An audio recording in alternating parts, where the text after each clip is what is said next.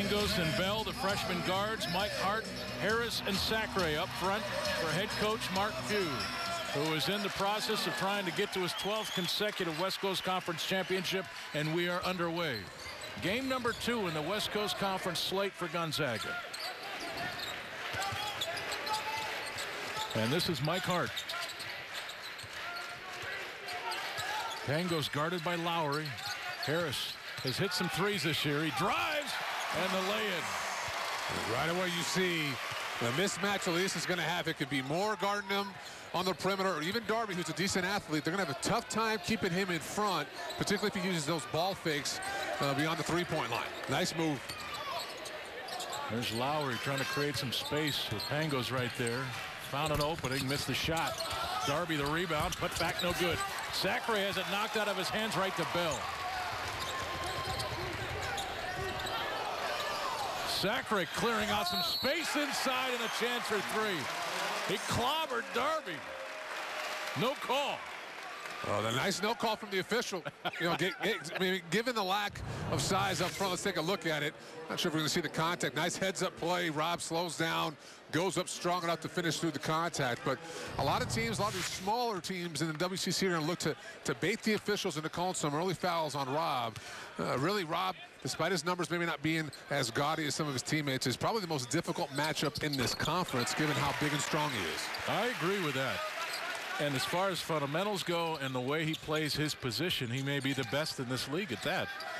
Well, you're hard-pressed to find a better center, that's for sure. You're not going to beat him to his spot, that's for sure, too. And he's one of those 7-footers that can run the floor that's so unique in this game.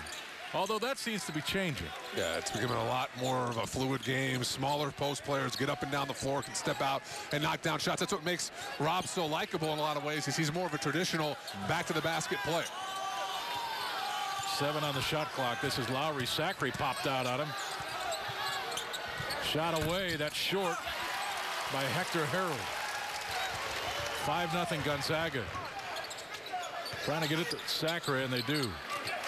You can see the size advantage right away for Sacre inside. I know that's evident on television. Double team. Now Harris. Fake the pass, shoot the 3. 8-zip.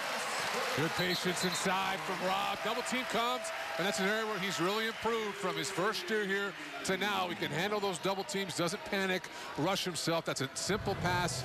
Elias is able to take his time. Bobbled it initially. Slight ball fake, steps up with confidence. And you look at Elias the past 6 games, he is shooting lights out from 3, nearly 70% from beyond the arc. He's done a nice job picking and choosing his spots from that 3-point line. This is a young Pepperdine team. As Mike Hart gets knocked to the floor.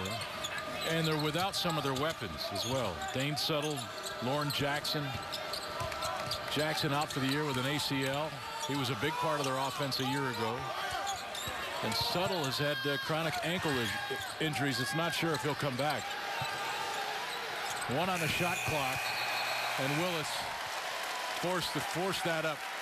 Nice defensive possession for GU. If you look at that, nothing gets inside that 3-point line. GU doing an excellent job of protecting that dribble penetration, force this Pepperdine ball club into tough shots overhand, and we've seen that here to start this ball game. GU now up 8-0. Pepperdine hasn't been able to get anything going at all offensively.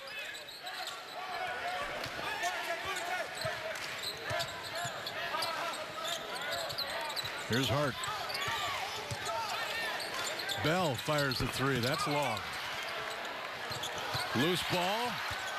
Corralled by Lowry, and back come the Waves. And so I would imagine it's important for Pepperdine just to get the ball moving around, try to find an open shot someplace. Well, find some rhythm in the offense. Yeah, you'd like to get deeper into your shot clock and force you to guard you and you know, shorten the number of possessions, or rather reduce the number of possessions in this ball game. But again, nobody moving right now. Yeah, right away. It's stagnant offensively. GU doing an excellent job helping one another and getting out on shooters. There's more, and that's a deep 3. Right when I say that, Elias a little late on that help. It helped a little too long on Kevin's man and gave up the open 3. Corbin Moore can do that. 8 of 18 coming into tonight from behind the arc. Seems like every time we say something like that, we dig some, doesn't it? Oh, he hasn't missed a free throw in 7,200 attempts. Doink. There's Bell for three. That one rattles in. 11-3 Gonzaga. Simple offense. Really not much of a set there. Just dribble penetration. You force that defense to collapse. And Gary Bell has shown it time and time again this year. When he's able to spot up, catch, and shoot, he's about as good as this ball club has. A nice play.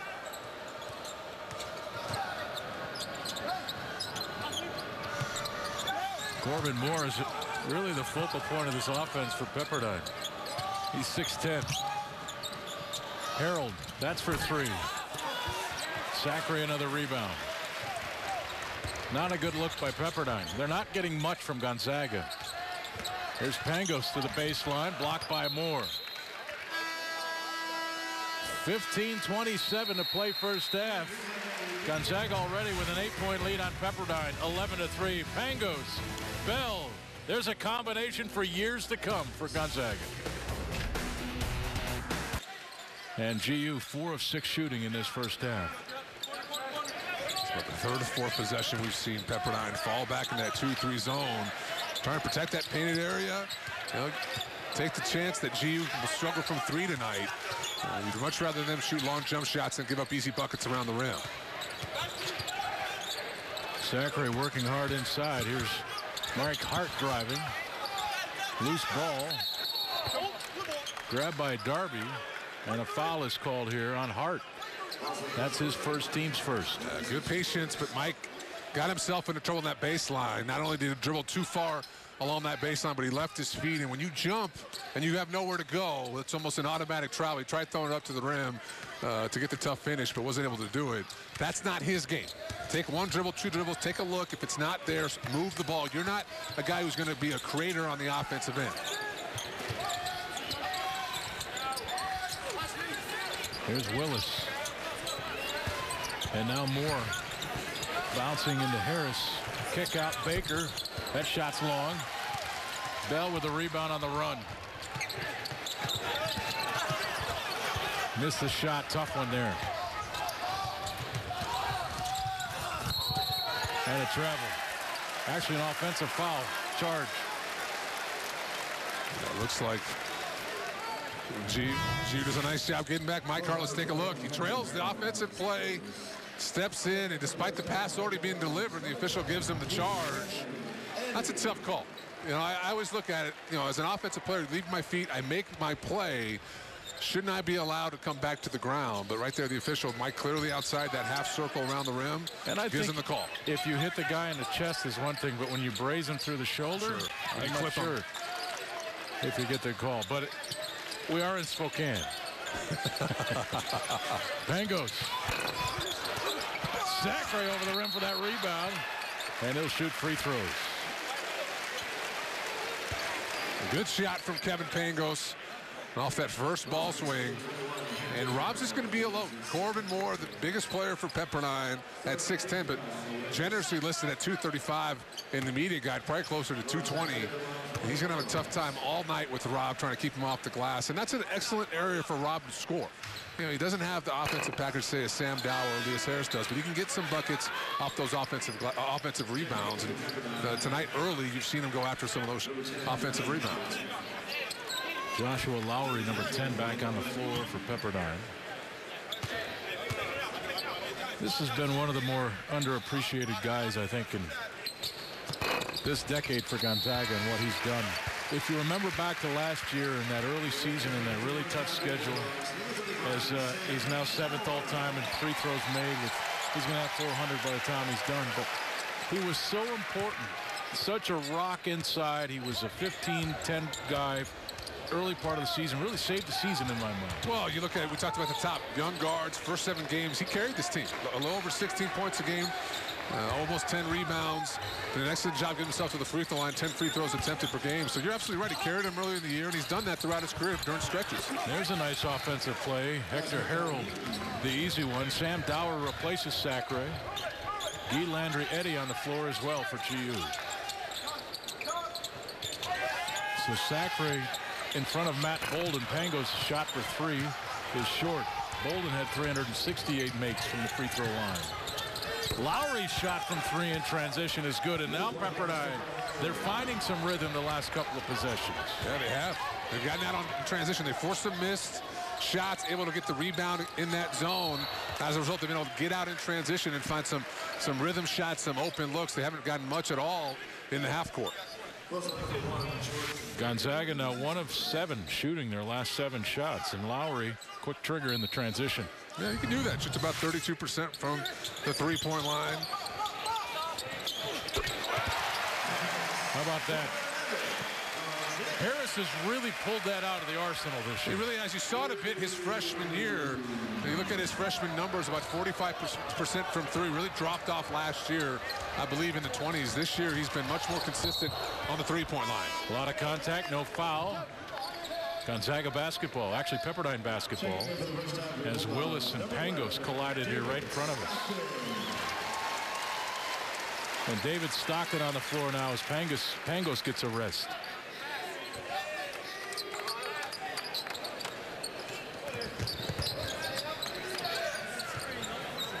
Lowry tried to backdoor Eddie there.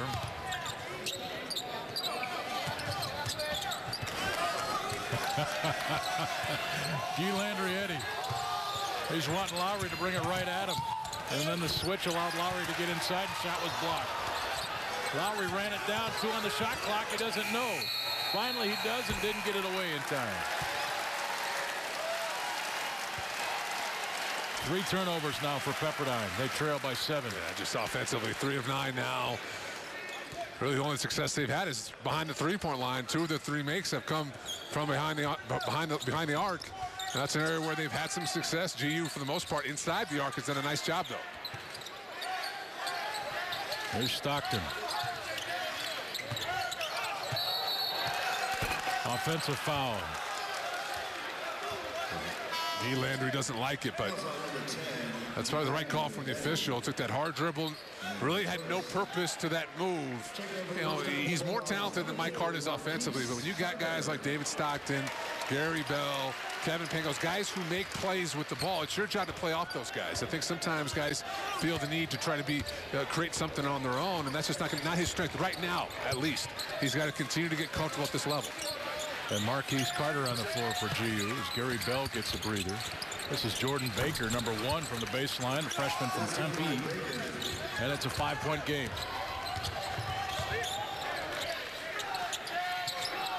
And if you look, only Harris is a starter remaining on the floor with 11:30 to play in first half. As Eddie rims out the 3-point attempt. Harris thought about the rebound. And it's Pepperdine basketball. Harris not happy. 11:24 to play first half. 5-point game. Yeah, and he shoots more. He has more attempts, and the more you shoot, traditionally you're going to see that number slowly start to take down a little bit. But the thing about both Stockton and Harris is, for the most part, they take shots on their own terms from behind the arc. You rarely see them throw up a bad look from behind the arc.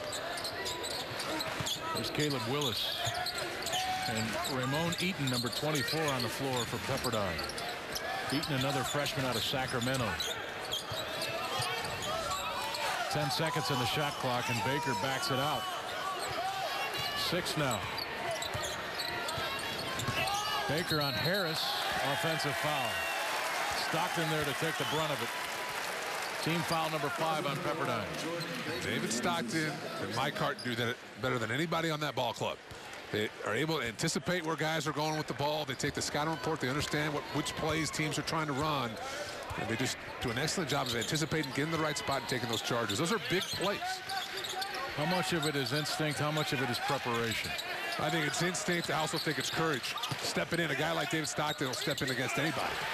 Eddie missed a shot with the left hand. When I say preparation, you understand a player's tendencies before you get on the floor. Exactly. So you know their player's going to go to his right in that situation, so you know where to be. Yeah, and there's a post guy like to spin off the block. Can I get there before he makes his move and draw him into a silly foul? Loose ball out of bounds off of Pepperdine. Checking in for Pepperdine, number 31, Nicholas Scowen. And Nicholas Scowen on the floor, sophomore out of Norway. For Pepperdine, number 31. Can't say I've seen too many Norwegians make it to Division I basketball in America. You don't see it all that often, that's for sure, coming out of Pratt Community College. But he's been a nice player for